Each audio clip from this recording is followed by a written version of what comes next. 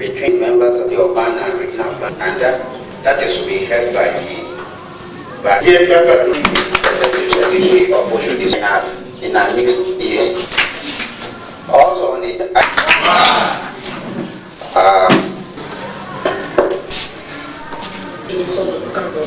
what protocol?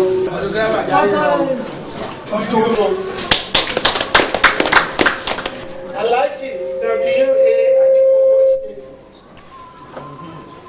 representing the head of department, planning, research and statistics of the board.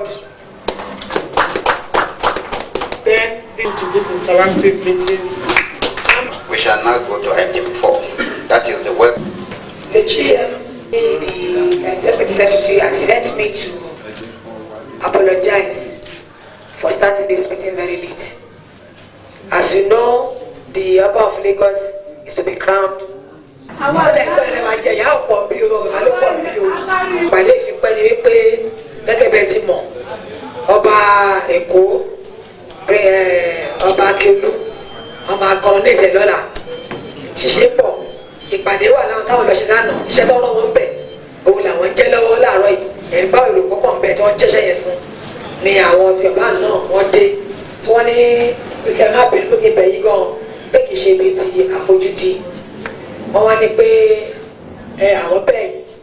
pé àwọn tó wọ́n bá wa sọ kẹjọ fèsì tó wọ́n bá wa sọ àwọn kọ̀ọ̀kan ló ní àwọn náà nídìí wa àwọn náà fẹ́ wá rí wa wọn bá regional planning àwọn náà fẹ́ wá rí wa láti bá a sọ àsọyé pọ̀ lórí àwọn tó fẹ́ kí àwọn tó fẹ́ kẹ́ ẹ mọ̀ àtàwọn tó náà expect pé kẹ́yìn náà kí ẹ máa ṣe so màá bẹ̀yìn pé kẹjọ ká farabalẹ̀ ká gbọ́ tí wọ́n torí àbá wa sọ Olúwa fún wa ṣe o. Báwa sọ̀rọ̀ ní sókè. Mo rò pé ìjókòó táwa jókòó lára ẹ jẹ́ kí kọ́kọ́ bẹ̀rẹ̀ láti apologize náà pé apẹ́ díẹ̀. Gẹ́gẹ́ bí ìyáàfin Aṣírù ṣe sọ síwájú tí ọlá yìí bó ṣe bá ilé náà ló bá oko bó ṣe kan ESB ló kan àwa náà ṣùgbọ́n ìjókòó yìí ó ṣe pàtàkì àti láfi ní òkè aláti wálé ni. Mo rò pé màá fẹ́ gé ṣókí torí àwọn àtàjẹ́ mùsùlùmí ní wa àbí tẹ bá fi wípé bóyá torí mo rò pé irun kíkí fẹ́ lómi nínú wa jùmọ̀ yìí la máa ráyè lọ sí mọ́ṣáláṣí ara balẹ̀ kẹ́ gbọ́ gbogbo tí mo fẹ́ sọ yìí torí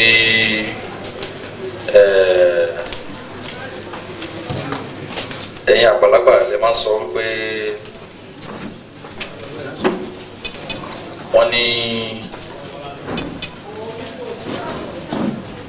ogun àwòtẹ́lẹ̀ wọ́n ní kẹ́yìn náà lẹ́ni kì í parọ́ ẹ tún wá fi kún ẹ ní arọ tó bá létí ni ẹ.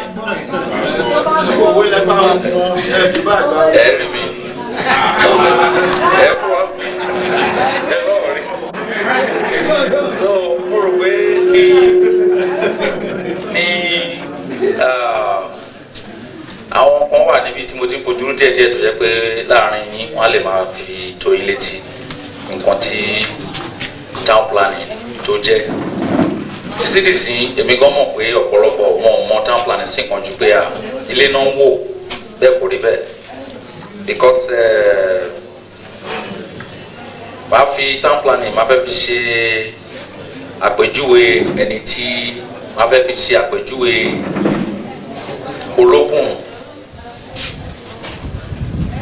tí orí ń fọ́ tó dọ́dọ̀ dọ́kítọ̀ kí dọ́kítọ̀ tẹ̀ tó lánàá bẹ̀rẹ̀ lọ́yọ̀ ló ní ọ̀gbẹ́ni orí ló ń fọ́ mi ṣáà fún mi ní ABC àti codeine á lọ mẹ́wàá ìkejì torí náà ń fọ́ bẹ́ẹ̀ ìyẹn dọ́dọ̀ dọ́kítọ̀ òun wọn bó ṣe ń ṣe wọn ṣùgbọ́n báyìí ló ṣe máa ń ṣe wọn orí ibi tó ń fọ́ sí rè báyìí ló ṣe ń rí wọ́n wà lọ́wọ́ dọ́kítọ̀ láti wò ó pé ok irú ẹ̀fọ́rí eléyìí ò bá ti bà lọ ìbàlẹ̀ yín rò ṣùgbọ́n kì í ṣe bá o màmá kì í dẹ̀ ṣe ẹ̀fọ́rí lásán ó dàbí pé eléyìí náà ń pè ní túlù o àbẹ́lẹ̀ náà ń pè ní typhoid o wọ́n á fún ní tó máa lò ààrẹ àwálẹ̀ ṣùgbọ́n ẹni tó jẹ́ pé the same thing náà ní tó gba APC ọlọ́run bá kó ṣọwánú ẹni gbogbo àwa náà tàdé jókòó ń bí ìdàbà wọnú Bible tàbá wọnú Quran a rí pé láti tẹ̀kọ́ ṣe Ọlọ́run ó ti dá gbogbo ohun tó wà ní ayé ìtàn pátápátá ó tó fà wá èèyàn sínú ẹ̀. èyí tí mo fẹ́ láti ṣàlàyé fún yín ni pé kíní tá à ń pè ní town planning yìí ètò ìlú náà pè ní túmọ̀ ní Yorùbá àti ètò ìlú. àwọn bàbá wa láyé àtijọ́ wọ́n máa fi ọ̀nà ara wọn sílẹ̀ kò sí kẹ̀kẹ́ ńgbà yẹn ẹsẹ̀ náà ni bọ̀ wọ́n mọ̀nà ibi tó máa fẹsẹ̀ gbà tó máa ń lọ sídìí omi láti lọ pọn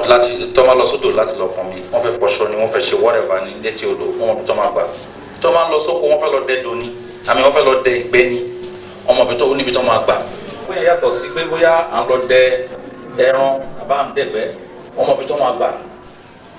wọ́n dẹ̀ tún wá tún súnmọ́wájú wọ́n gbọ́n dáadáa gan débi pé kò sí báàbù ń gbà kò dẹ̀ sí Kùránì Ògún Ọbàtálá Ṣàngó ayélálá tó wà nìyẹn wọ́n wá sọ̀rọ̀ ṣe tó dùn débi pé tí wọ́n bá kọ́ ìgbàlẹ̀ eégún síbí yóò tí ì rílẹ̀ Yorùbá náà tẹ máa rí ìgbàlẹ̀ orò lẹ́gbẹ̀ẹ́ bí o dẹ̀ rí ìtẹ́ tún máa rí lẹ́yìn orò tẹ máa rí agẹmọ lẹ́gbẹ̀ẹ́ bí orí tẹ máa rí tẹ̀lé tẹ máa rí ìgúnnugún lẹ́gbẹ̀ẹ́ ó nídìí tán fi tèké ṣe bẹ́ẹ̀ ètò òlú làwọn táwọn mọ̀ náà fi sí yẹn torí wọn pẹ́ tó bá fètò òlú yẹn sí there will be what we call conflict nígbà tí conflict bá bẹ̀rẹ̀ Ṣàngó á gbé ẹnu ara tiẹ̀ jáde fírífírí lójú rí mú ayélujára yọ tiẹ̀ jáde ìyẹn á pè tó bá máa pè gbogbo àwa ti bò lọ yá mi kó má bàa sí bò lọ yá mi yẹn náà ṣe pín ìyẹn bàbá wa ní ẹ̀wọ̀n so àwa tá a wá dé ilé ayé sìn yìí at least nínú wa alákàwé tó fi lórí àwa yìí náà alákàwé láwé àyẹ̀wò àjọpọ̀ wa ṣòfin mi ò dẹ̀ lérò pé bóyá ibì kan wà lé ayé tí ó yẹ pé tá a bá ṣòfin màálù ẹran igi àti gbó la ṣòfin fún aṣòfin fún ara wa pé láti mú ayé dẹrùn ni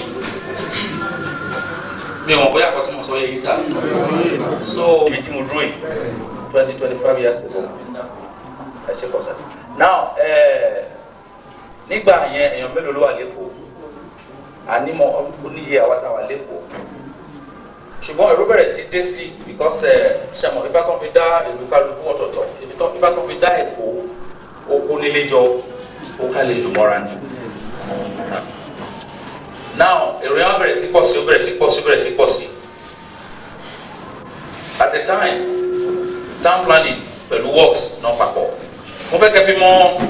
important town planning ni o ìgbà tó yá òun yọ kó lábẹ́ works wọ́n ní kó pẹ̀lú economic planning wọ́n tún jọ wà ìgbà tó tún yá wọ́n tún gbé kó wọ́n tún gbé sábẹ́ governor's office. ó rò pé ìjọba aṣáájú Ahmed Bọ́lá Tinubu ńgbà tó dé yìí àti ní ìyípadà lórí town planning ó ti dẹ̀ mẹ́ta. ńgbà tó máa kọ́kọ́ dé wọ́n pè ní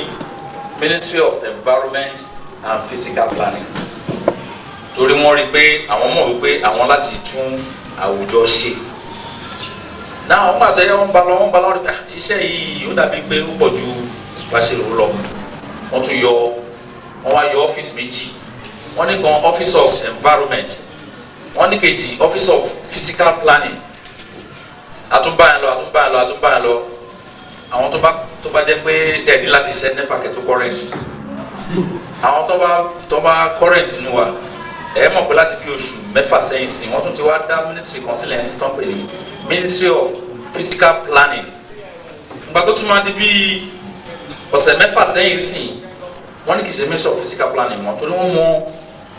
pàtàkì tó jẹ́ nídìí planning wọ́n tún wá pè ní Ministry of Physical Planning and Urban Development.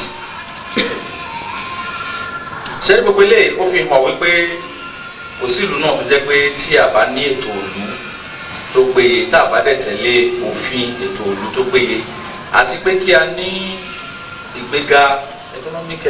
economic progression difficult a ṣòro ṣe a lè máa ní lẹ́ẹ̀kan kó wá bí oṣù méjì kó tún padà sílẹ̀ ká tún padà sí dátúmbọ̀ tá a bá kọjá ìsàlẹ̀ pàápàá sọ̀hún. ó wá dá lórí wípé nígbà tá a bá ní òkè ẹjọ́ ibi báyìí la fẹ́ fi ṣe ilé iṣẹ́ ẹjẹ́ kó jẹ́ ilé iṣẹ́ ló wà fún ibi báyìí la fẹ́ fi ṣe ilé ìgbé ẹjẹ́ kó jẹ́ pé ìgbé ló wà fún tẹ́ nọ́mbà pọ́tà ń sìn ní ìlérò pẹ̀lú ìrìn street méjì lóṣòdì ẹ̀ má rí tomato ẹlòmí àkànjì ní àkàndédé náà ṣọ́ọ̀bù ní àkànnọ́rọ̀ a máa ro tiẹ̀ nìkan pé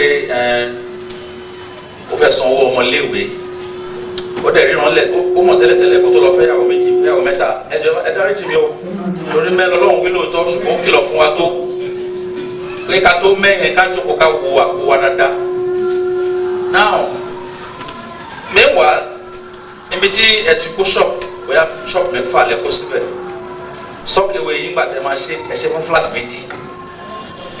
ìgbà tẹ́ máa ṣe flat méjì yẹn gbogbo àwọn èrò tó ń gbénu lé yẹn bóyá pátápátá àkópọ̀jù àìró ẹ̀rí 20 ẹ wá mú ṣọ́ọ̀pù ẹ kó ṣọ́ọ̀pù mẹ́fà síbẹ̀ ìyá bísí ìyẹn mú bíà àti pepper soup ìyá ṣùkùdì ìyẹn mú gbọ̀ngọ́ ọ́fíìsì ẹgbẹ́ ṣẹ́mọ̀ uncle tox ìyẹn baraga ó di pé toilet ẹ kọ́ fún èèyàn 20 bóyá èèyàn mẹ́wàá ló wà lọ́dọ̀ ìyá bísí at a time tó wà káàkiri bẹ́ẹ̀ ká má fọ̀rọ̀ gùn ṣá toilet tó yẹ kó lo bíà ogún ọdún kó tó kún ó ti dandan pé kókún láàrin ọdún mẹ́wàá mẹ́rin márùn-ún tó bá yá yín pápá mi tó bá pẹ́ pápá ní márùn-ún mẹ́fà yẹn torí population tẹ kó wá síbẹ̀ tẹ fi kúnra yẹn wò ṣe é ká at any point in time ibi tí toilet tó bá dẹ̀ ṣe lò mọ́ ó di pé kó ń nà sí ẹ̀gbẹ́ títì ibi tí toilet tó bá ṣe lò mọ́ ó di pé tó bá di lóru kó yà gan kó dà sí inú gọ́tà ń bẹ̀ now